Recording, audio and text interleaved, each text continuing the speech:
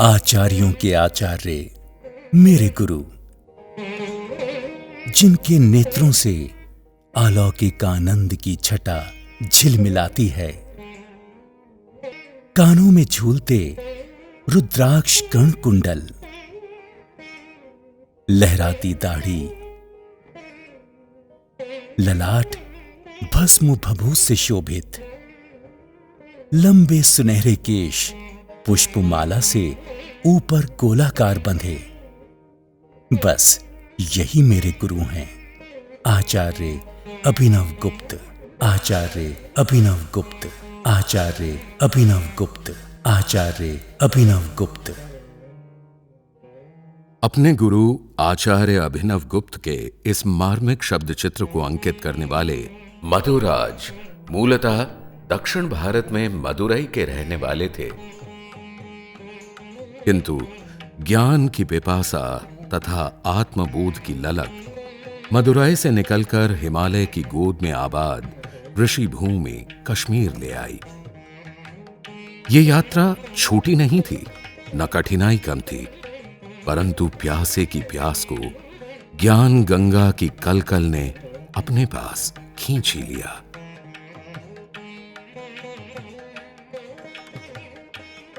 देवों के देव, गुरुओं के गुरु, जो सिद्धांत, क्रम, भैरव, यामल, कौल, तंत्र, शास्त्र तथा ऐसी पद्धतियों की अन्य विधाओं के ऊंचे आसन पर विराजमान हैं, यही मेरे गुरु हो सकते हैं।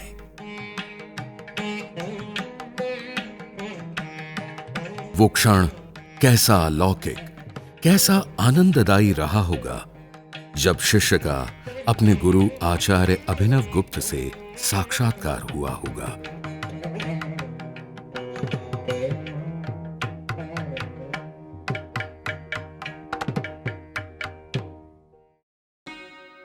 भारत के इतिहास में ऐसे महापुरुषों के अध्याय होना कश्मीर की देन है।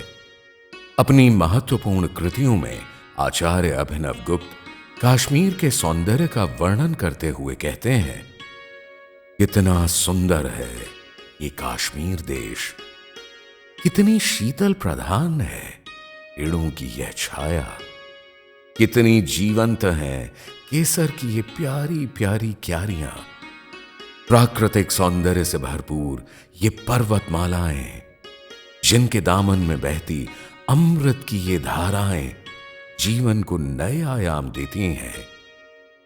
अद्भुत सौंदर्य की इस विविधता से परिपूर्ण कश्मीर की ये घाटी सुंदर कैसे नहीं हो सकती। आचार्य अभिनव गुप्त भारत के इतिहास में विद्वानों में एक विलक्षण विभूति हैं। वह हर प्रकार से अद्भुत व्यक्ति हैं, लेकिन उनके व्यक्तित्व की जो सबसे बड़ी विशिष्टता है वह है एक प्रकार की समग्रता।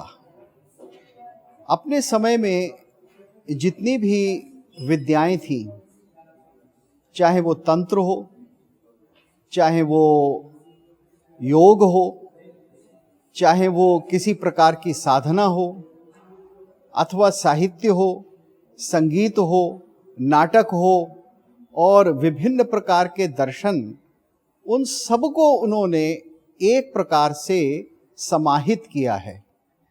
आचार्य अभिनव गुप्त व्यक्तित्व में भी समग्र विद्याओं को सिद्ध करने वाले व्यक्ति थे और उनके व्यक्तित्व में वो सब परिलक्षित होते हैं। भारत के सुदूर दक्षिण में भी उनको महामाहेश्वर माना गया था और जिस प्रकार से उन्होंने विभिन्न मतों में शिक्षा ली थी, इसी तरह से वह जगह जगह से आने वाले शिक्षार्थियों को अपना ज्ञान बांटते रहे थे।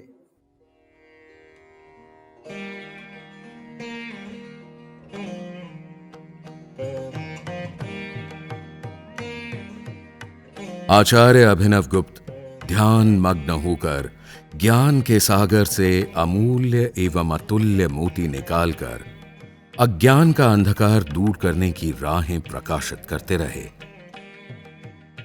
उनका व्यक्तित्व एक ज्ञान का स्रोत था जिसने त्रिक दर्शन, नाट्यशास्त्र तथा सौंदर्य शास्त्र को सहज सरलता प्रदान कर नए आयाम दिए।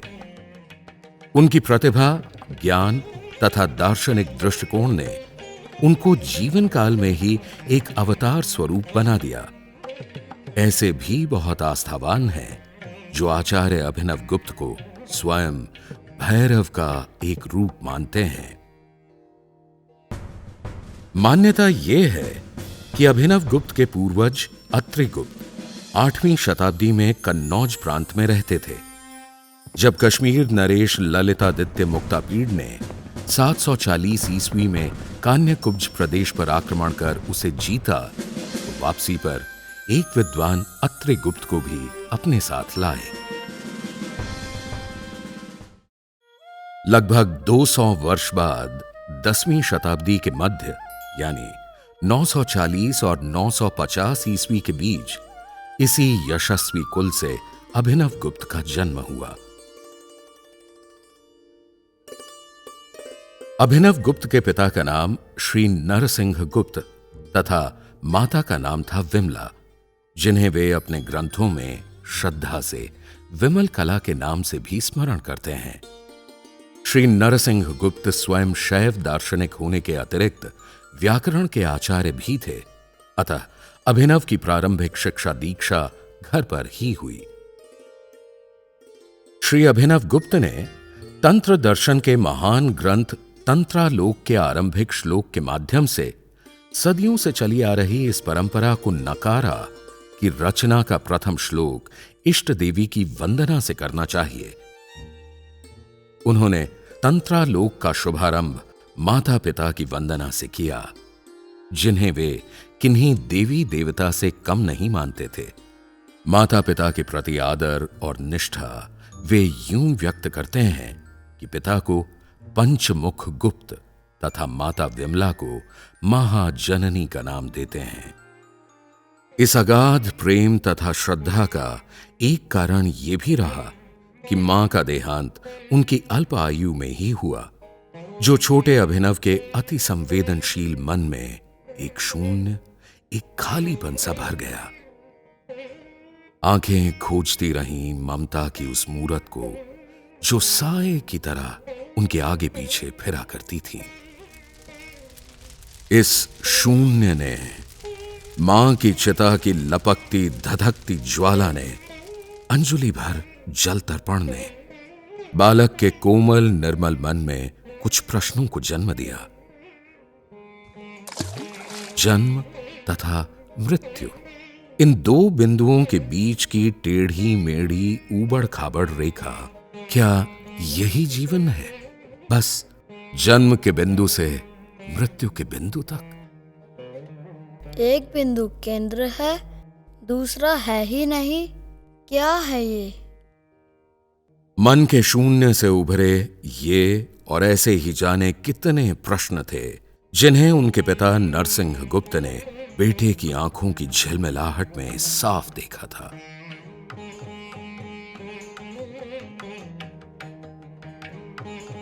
आचार्य अभिनव गुप्त की ज्ञान संचय की ललक इतिहास में अद्वितीय रही है।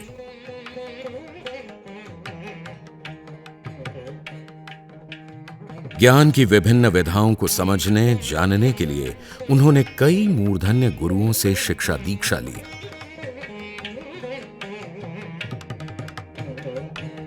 ये सभी आचार्य तथा गुरुजन साधारण मनुष्य नहीं थे, अपितु पारंगत साधक थे, अपने विषय में ज्ञानी। जहां ज्ञान ज्योति में तपकर आचार्य अभिनव गुप्त बहुमुखी, बहुआयामी, दार्शनिक, ज्ञानी, युग प्रवर्तक आचार्य बने, जिनकी इंद्रधनुषी आभा आज भी मानव मन के अंधियारों को अनंत प्रकाश के आनंद में परिवर्तित करती है। यह प्रकाशः स सर्वस्य प्रकाशत्वं प्रयच्छति, न च तद्व्यतिरेक्यस्ति विश्वं सद्भाव भासते। जो स्वयं प्रकाश है वह सबको प्रकाश प्रदान करता है, उसका कोई व्यतिरेकी नहीं है।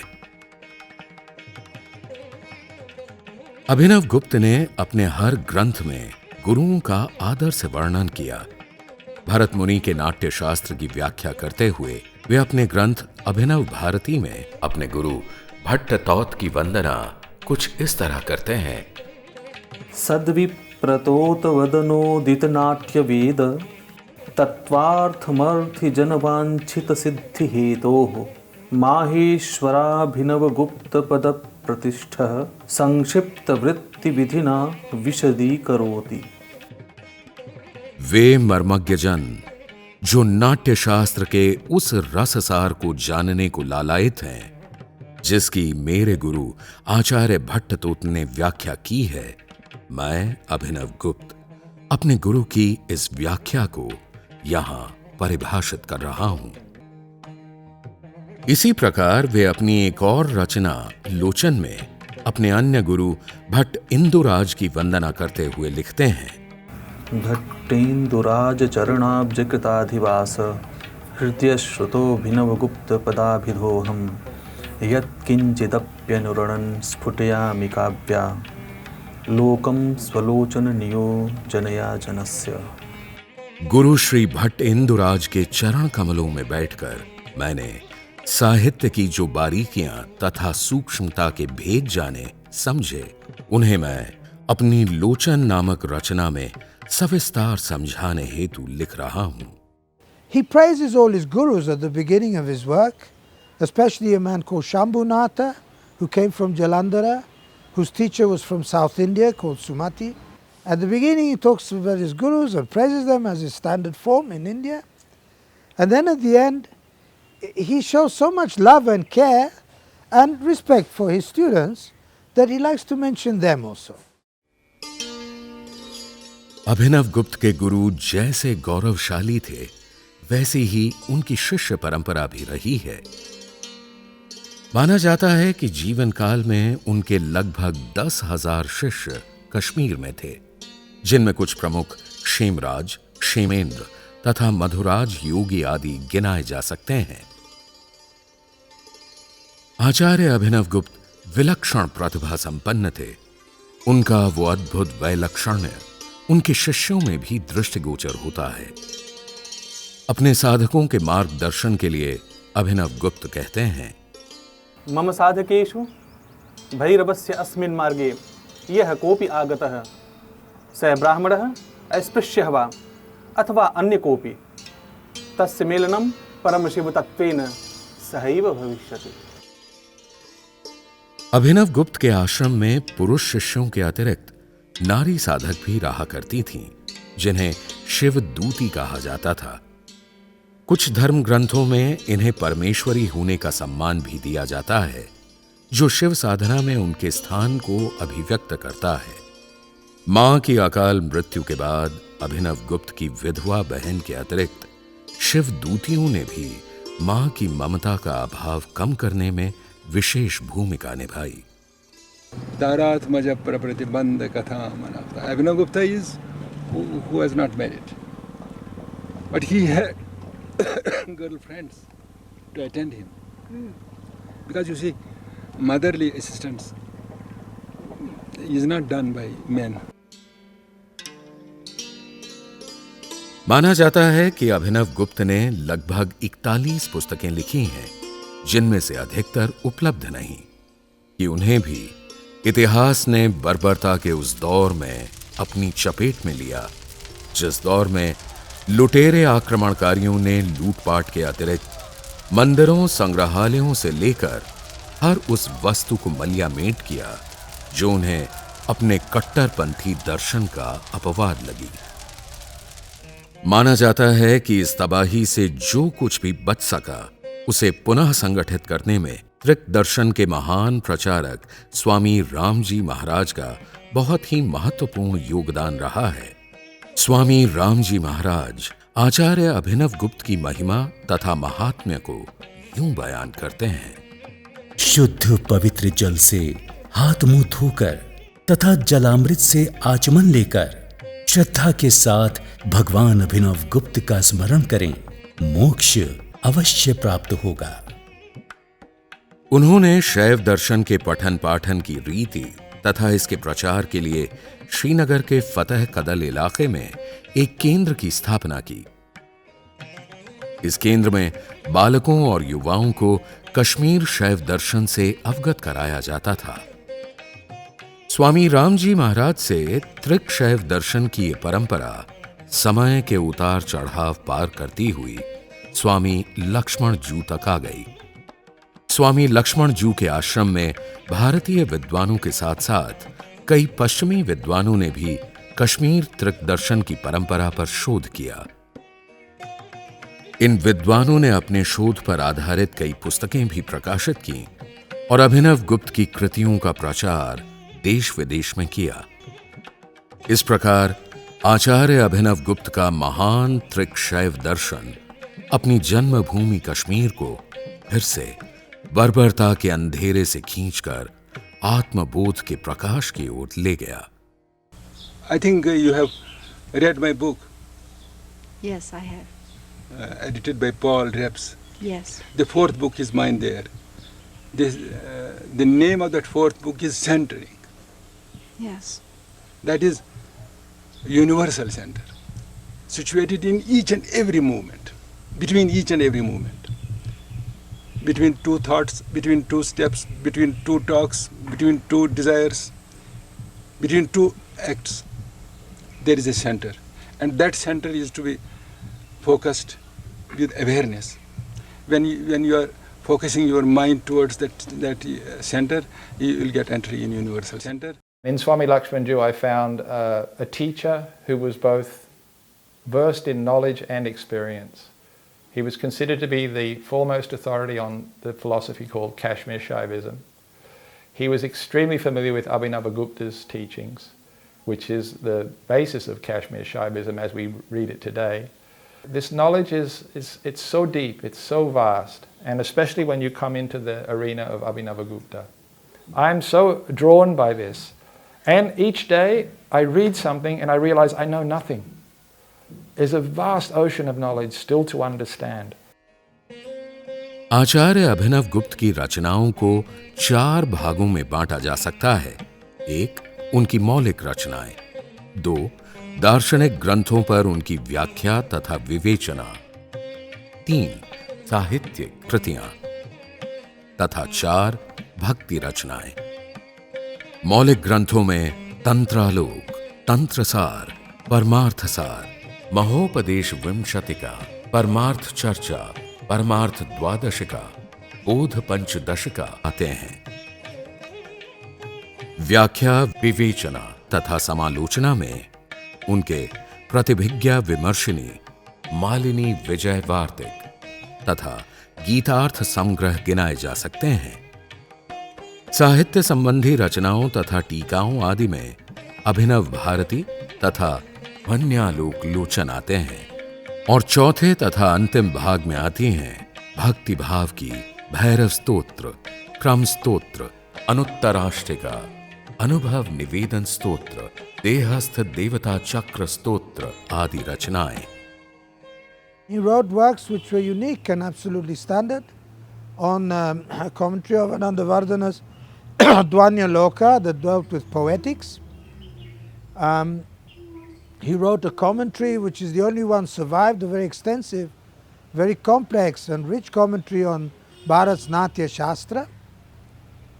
And then in the third period of his life, he took an interest in the philosophy of Pratyabhigya, non-dualist Shaivism, in which he wrote commentaries on the Utpala Deva's Pratyabhigya Karika.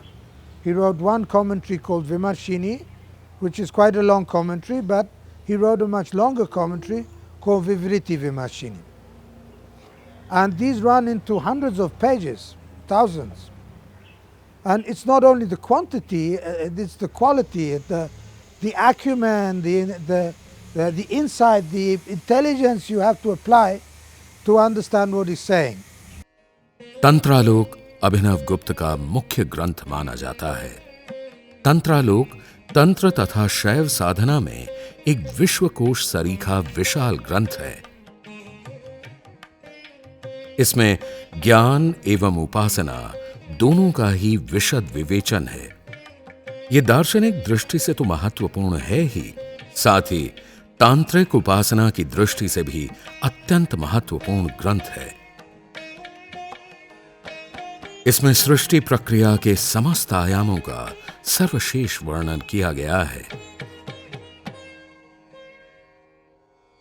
इति ज्ञान चतुष्टकम यत् सिद्धि मुक्ति महोदयम तन्मया तंत्रते तंत्रालोक नाम्यत्र शासने। नाम की घोषणा यहाँ पर कर रहे हैं और उस नाम की घोषणा के साथ कहते हैं, चार चीज़ें उन्होंने बताई कि इसका नाम जो है तंत्रालोक है। तंत्रालोक है, तंत्रों की तरह से ये आलोकित करता है और तंत्रों को आलोकित करता है। इसका स्वरूप जो है शास्त्र का है। इसका प्रतिपाद्य जो है चार प्रकार के ज्ञान है जिनको हम चार उपायों के नाम से जानते हैं, और इसका फल जो है वो सिद्धि और मुक्ति इन दोनों को देने वाला है। Tantraloka, he wrote, he didn't write, he spoke, he explained, and his disciples were noting down. They took us like a scribe. Yes, scribe. Like a scribe. Yes. And any And other book that you in were? 37 days. In 37 days. 37,000 shlokas.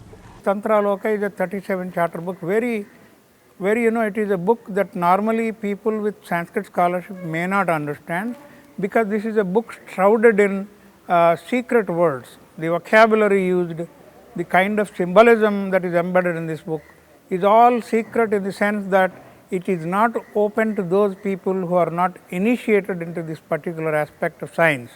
This is a science, believe me, it is a science, because it's so analytical, so thought-provoking, so much research-oriented, that there is so much wonderful components in this book that may not be understood by everybody. So he himself thought that he should write another book summarizing what is there in Tantraloka, and he wrote, he wrote a commentary for Natyashastra, he wrote a commentary for Dvanyaloka, and he writes a commentary for his own book, Tantraloka as Tantra Sara, which summarizes everything.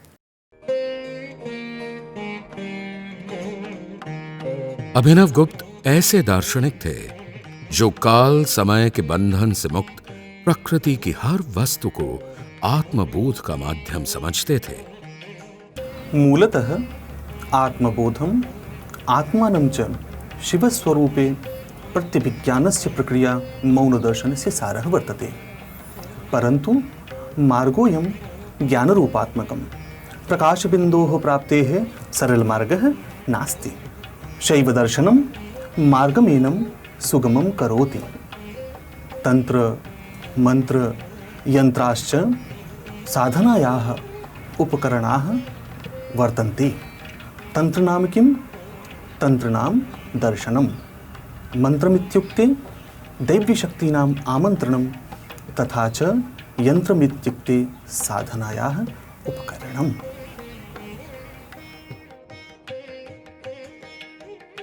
तंत्रालोक में वे लिखते हैं, साहित्य सांद्र रसभोग परो महेश भक्त्या स्वयं ग्रहण दुर्मदया गृहीतः स तन्मयी भूयन लोकवर्तनी मजी गणत कामपि केवलं पुनः तदीय संभोग विवृद्धये पुरा करोति दास्यं गुरुवेश्मसु स्वयं।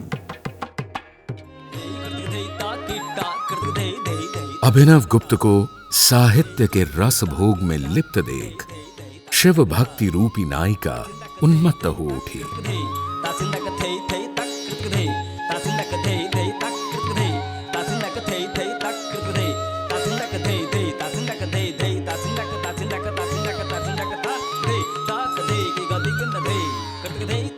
इसके बाद उन्होंने स्वयं भी सब कुछ भुलाकर तन्मय होकर लोकाचार आदि भूल शिव भक्ति रूपी नायिका के वशीभूत हो गुरुजन के घर सेवक का कार्य स्वीकार कर लिया।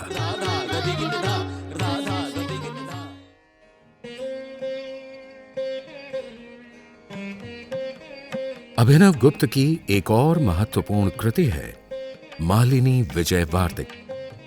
यह शैव दर्शन के सैद्धांतिक गूढ़ तत्वों तथा द्वैतवाद के व्यावहारिक दृष्टिकोण से संबंधित है। हालांकि यह पुस्तक उच्च सैद्धांतिक ज्ञान पर प्रकाश डालती है, मगर इसकी कठिन टीका के कारण यह ज्यादा लोकप्रिय नहीं हो सकी है।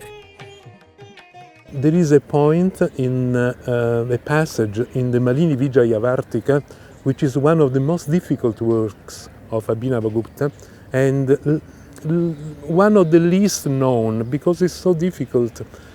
There is an expression, anadara virakti. Abhinavagupta says it is useless to go against the senses, the passion, with strong means. Otherwise, you can obtain the opposite result.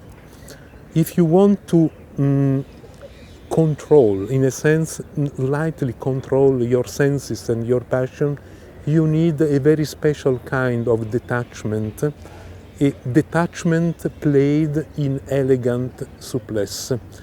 This reminds us of the Anadaranyasa in the Natya Shastra. Anadaranyasa is when somebody, usually an aristocrat, and a man, Sahridaya man, is able to arrange very diverse elements to create a beautiful arrangement, giving the impression that you are not striving for this, but this comes naturally from your own taste, this anadara nyasa, arrangement, nice, beautiful arrangement, without thinking too much. The same you can find in this unique expression, anadara virakti. I think this is one of the key words to understand Abhinavagupta. उनकी कुछ एक रचनाओं का सार संक्षिप्त वर्णन करें तो और जानने की जिज्ञासा जागती है, जैसे ईश्वर प्रत्यभिज्ञा विमर्शनी। यह आचार्य अभिनव गुप्त द्वारा आचार्य उत्पल देव कृत ईश्वर प्रत्यभिज्ञा कारिका पर की गई टीका है, जो शास्त्र से निकले प्रत्यभिज्ञ शाखा का प्रथम पूर्णतः व्यवस्थित ग्रंथ है। Abhinavagupta describes various components of Kashmiri Shaivism called the Pratyabhijna Shastra. This Shastra is called a Shastra that will only tell you what you have forgotten, you will recollect. That is the meaning of this shloka. This entire book will tell you nothing new. It only tells you you are Shiva yourself. You have to reveal yourself, you have to understand yourself, you have to recollect yourself and realize that Jiva is Shiva and Atma is that Shiva. आचार्य आनंदवर्धन के ध्वन्यालोक ने संस्कृत में लिखी जाने वाली रचनाओं के साहित्यिक सिद्धांत में क्रांतिकारी बदलाव लाया और स्पष्ट किया कि अच्छी कविता का मुख्य उद्देश्य है भाव और रस की उत्पत्ति। ध्वन्यालोक का अर्थ है ध्वनि का आलोक। अतः इस प्रकाश का अवलोकन तभी हो सकता है जब दृष्टि हो। इसी कारण अभिनव गुप्त ने इसकी टीका को बड़े ही उपयुक्त रूप से लोचन यानी नयन नाम दिया है। Abhinava Gupta has given a brilliant commentary, and that is very, very important for all subsequent understanding of great poems written in India throughout its length and breadth. And so a knowledge of both Anandavardhana's work on Dhvanyaloka and also the commentary Lochana by Abhinava Gupta are essential for understanding the beauty of Indian thought process, Indian communication process, and all great poetries can only be appreciated through their studies. So, for a proper appreciation of Indian approach to aesthetic realization, the study of both Anandavardhana and Abhinava Gupta are absolutely essential. His aesthetics is embedded in a whole philosophy and in a whole spirituality. And aesthetics and mysticism are very much related, as well as philosophy of recognition. So his contribution should be acknowledged also in the field of Tantra, because he was the greatest exegete of the Tantras. इसी प्रकार उनकी परात्रिमशिका विवरण भी पढ़ने वालों के सामने मानो ज्ञान का भंडार खोलकर रख देती है। यह मूलतः लगभग 30 श्लोकों पर आधारित परात्रिमशिका आगम पर की गई उनकी सविस्तार टीका है, जो भैरव एवं भैरवी के संवाद के रूप में लिखी गई है।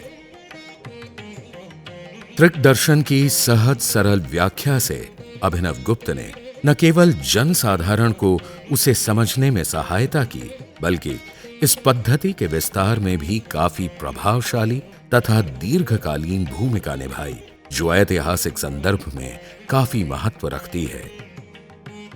त्रिकशैव दर्शन अद्वैत तंत्र पर आधारित है, जिसका आशय शिव, शक्ति और नर के संबंधों से है। जीव निम्न कोटि का होने पर भी आंतरिक रूप से शिव का ही अंश है। शिव ने जीव को अपने ही लघु रूप में बनाया है, अतः वह शिव के परम चैतन्य से भिन्न नहीं हो सकता। इस तर्क से शिव साधना के लिए किसी अतिरिक्त पात्रता की आवश्यकता नहीं। ये तंत्र तत्व जो है ये क्या है? इस तंत्र तत्व को समझने के लिए उसको वो कहते हैं 3 प्रकार के त्रिक हैं यहाँ पर। 3 प्रकार के पर त्रिक, अपर त्रिक और परापर त्रिक। और इस जो उसको कर रहे हैं तो यूँ अभिनव गुप्त सारी बातें करते, लेकिन यह विशुद्ध दार्शनिक रूप से अभी देखिए 3 अंतर्धाराएं इन त्रिकों के प्रतिपादन में हमें 3 अंतर्धाराएं दिखाई दे रही हैं, ऐतिहासिक, सैद्धांतिक और दार्शनिक। जब वो परत्रिक की उपासना करते हैं तो आप ये देखिएगा कि तांत्रिक शब्दावली में वो अनुत्तर त्रिक है, अनाख्या रूप है, लेकिन दार्शनिक शब्दावली में वो शिव, शक्ति और उनका सामरस्य है, ये परत्रिक है। जब परात्रिक की बात करते हैं तो तांत्रिक शब्दावली में वो परा, परा परा और अपरा है, लेकिन दार्शनिक शब्दावली में परा चित प्रतिभा है, अपरा परा ज्ञान है और अपरा क्रिया है।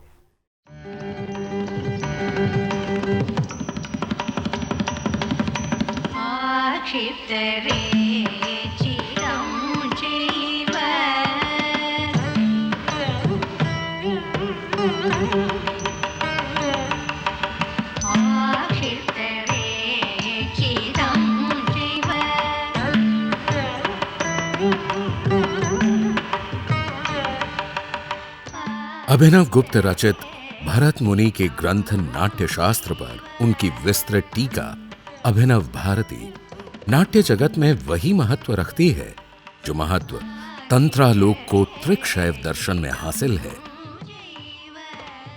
अभिनव भारती का महत्व इस बात से भी आंका जा सकता है कि कुछ टीकाकार इसे नाट्य वेद कहते हैं। नाट्य वेद कैसे उत्पन्न हुआ उसकी बात वो समझा देते हैं पहले ही अध्याय में। उसका स्वरूप क्या है उसको भी बता देते हैं पहले ही अध्याय में, पहले ही चैप्टर में उसके स्वरूप को बता देते हैं।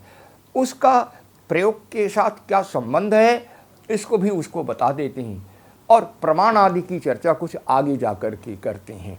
ये करके जो भी उससे संबद्ध बात है पहले ही अध्याय में आचार्य भरत मुनि भी वही करते हैं, और उसकी व्याख्या को बढ़ा करके और स्पष्ट रूप से अभिनव भारती करती है।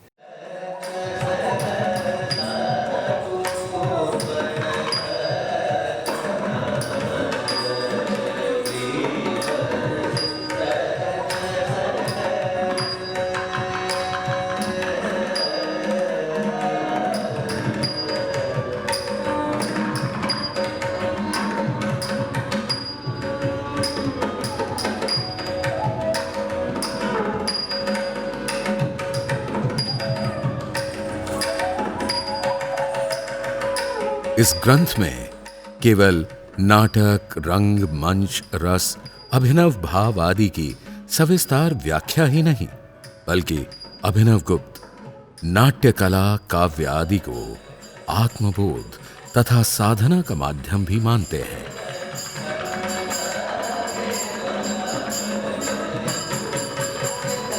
आचार्य अभिनव गुप्त काव्य तथा सौंदर्य शास्त्र को ज्ञान का अंग ही नहीं स्वरूप मानते हैं।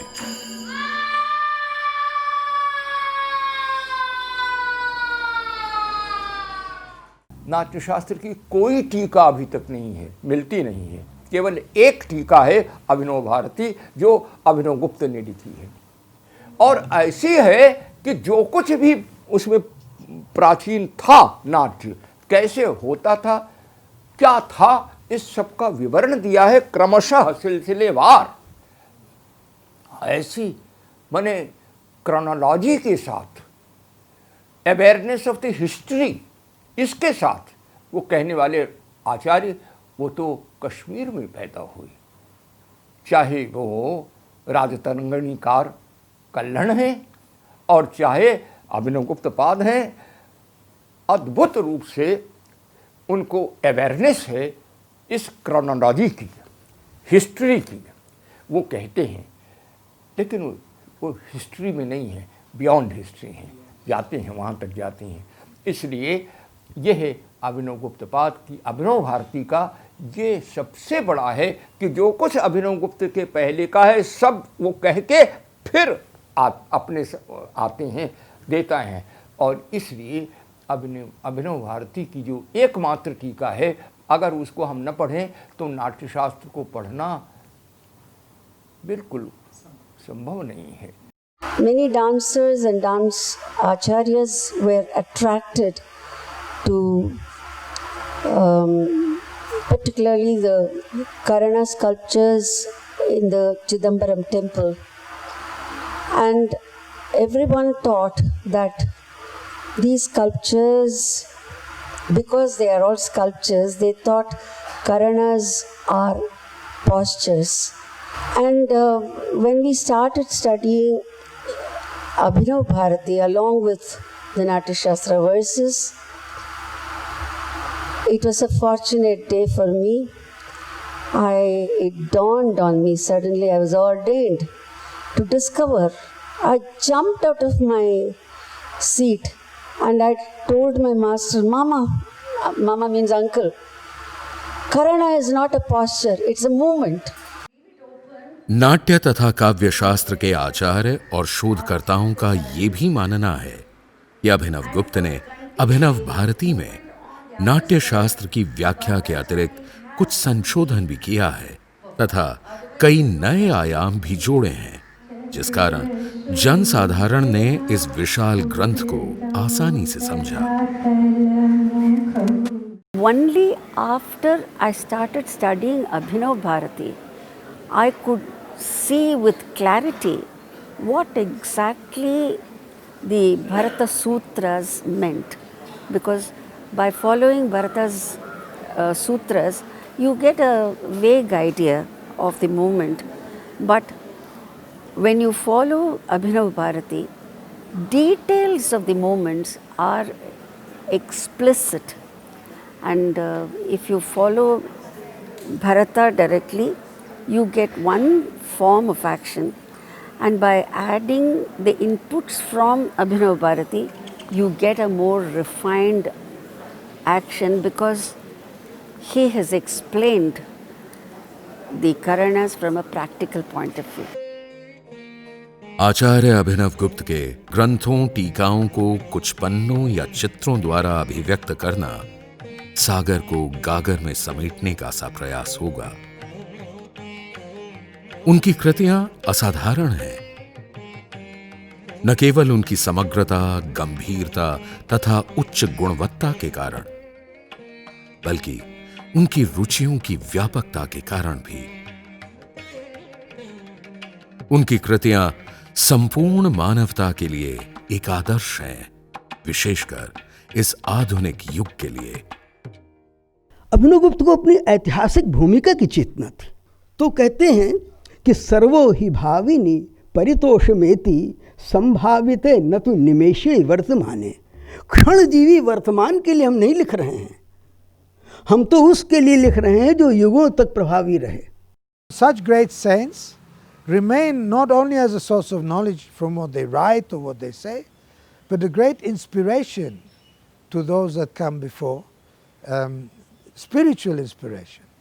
The idea as given by Abhinavagupta has travelled to western part of India, Maharashtra, upper part of Karnataka, from where it reached the Tamil country, southern part of the country, and where it lives even today by way of abridgment and also translation. Abhinavagupta will live forever. His tradition, his legacy, his intelligence, his inheritance of commentaries and understanding of the great stalwarts of our tradition is a boon for the present day generation of scholars on aesthetics, scholars on literature, scholars on music, scholars on dance, scholars on spiritualism, Shaivism and Tantra Shastra. आचार्य अभिनवगुप्त के बारे में एक बात तो बड़ी स्पष्ट हो जाती है कि वह अपने समय से बहुत आगे देखते थे और आज के समय में जितनी भी समस्याएं हमारे सामने हैं, कहीं ना कहीं उनके ग्रंथों में उस पर विचार मिलता है। शायद इसी कारण से हम उनको अभिनव कहते हैं, क्योंकि वो अपने समय में भी नए थे और आज भी नए हैं, और नयापन जीवन में किस प्रकार से निरंतर हो सकता है, इसका मार्ग निर्देशन भी वह हमारे लिए करते हैं। आचार्य अभिनव गुप्त के जन्म की ही तरह उनके निर्वाण के बारे में भी स्पष्ट रूप से कोई जानकारी नहीं मिलती। विश्वास किया जाता है कि जब उनके निर्वाण का समय आया तो उन्होंने एक गुफा में प्रवेश किया। ये गुफा कश्मीर के बीरवा गांव की पहाड़ियों में स्थित है।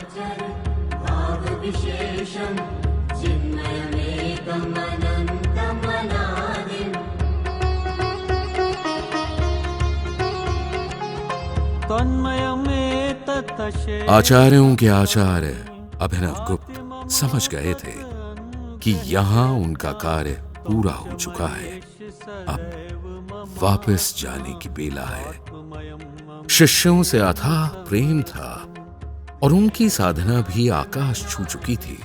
गुरु उन्हें पीछे कहां छोड़ते।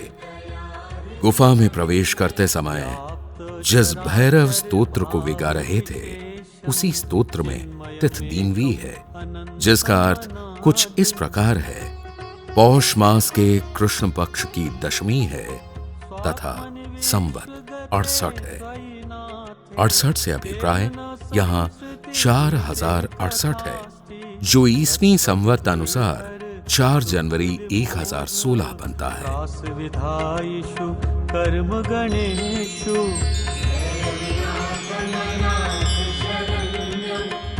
यह प्रकाश सदियों पहले यहीं से निकला था। इतिहास साक्षी है, कितने ही लुटेरे शासक रूपी दानव आए, लूटपाट, बर्बरता, तोड़फोड़, क्या क्या नहीं हुआ, लेकिन ये अमर अमिट प्रकाश पूरे विश्व में आंधियों को चीरता हुआ फैलता ही गया और ये विस्तार आज भी जारी है। भीषण भैरव शक्तिमयोस्मि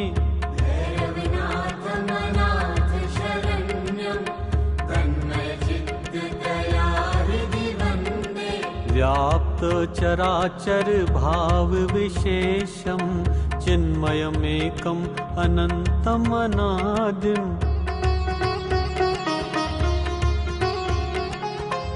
इत्थमुपोड भवन्मय संवित् दीधितिदारित भूरितमिस्रः मृत्युयमान्तक कर्म पिशाचै नाथ नमोस्तु न जातु विभेमि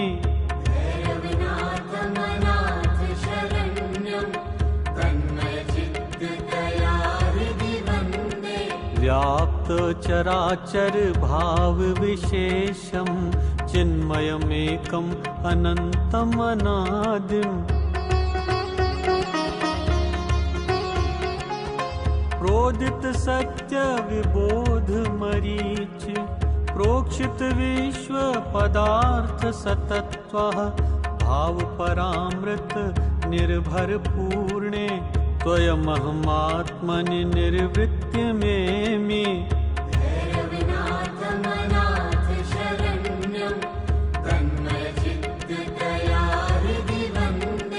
व्याप्त चराचर भाव विशेषम चिन्मयमेकम् अनन्तमनादिम्